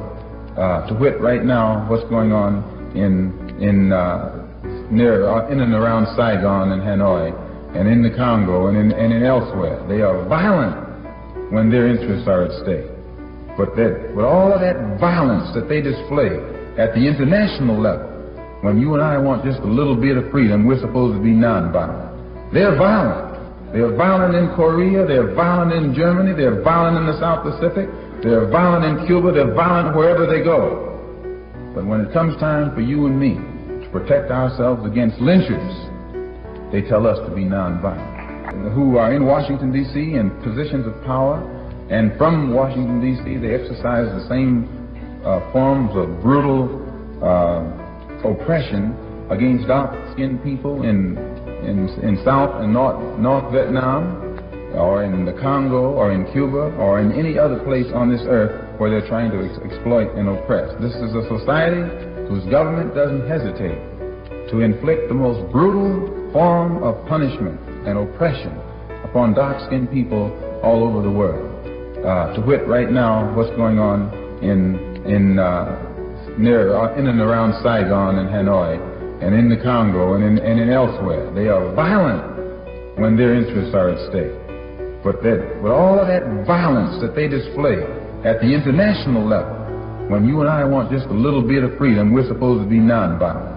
They're violent. They're violent in Korea, they're violent in Germany, they're violent in the South Pacific. People like Whitney Young, who's supposed to be placed in the cabinet, so the rumors say. He'll be one of the first black cabinet men, and that answers where he's at. And others who have been given jobs, Carl Rowan, who was put over the USIS, who is very skillfully trying to make Africans think that the problem of the black man in this country is all solved.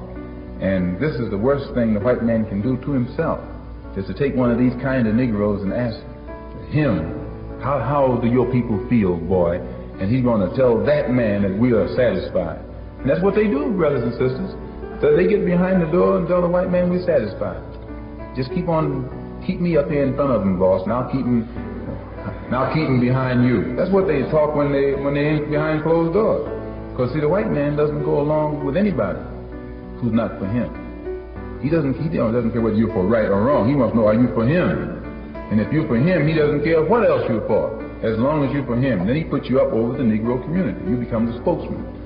And in your struggle, it's like standing on a revolving wheel. You're running, but you're not going anywhere. You run faster and faster, and the wheel just goes faster and faster. You never leave the spot that you're standing in. So it is very important to see that the only way that our problem is going to be solved, it has to be with a solution that will benefit the masses, not these upper class, so-called upper class. Actually, there's no such thing as an upper class Negro, because he gets the same hell as the other class Negro. All of them get the same hell, which is one of the things that's good about this racist system. It makes us all one. Quickly, if you'll notice, in 1963, everyone was talking about the centennial of progress. I think that's what they called it. 100 years since the signing of the Emancipation Proclamation, and they were going to celebrate how much white and black people have learned to love each other in America. You probably remember how they were talking in January of 1963. Well, if you had stood up in January at the same time that they were talking all this talk about a good year ahead, good things ahead, and told them that by May, Birmingham would have exploded and Bull Connor would be known as an international thug for the brutality that he heaped upon black people. If you would tell the people in January of '63 that John F. Kennedy would be killed for his role in everything, if you had told them in January that Medgar Evers would be murdered and nobody able to bring his killer to justice, or if you were to have told them in January of 1963 that a church would be bombed in Birmingham with 4 little black girls blown to bits while they were praying and serving Jesus, why, they would say you're crazy. In 1964, they started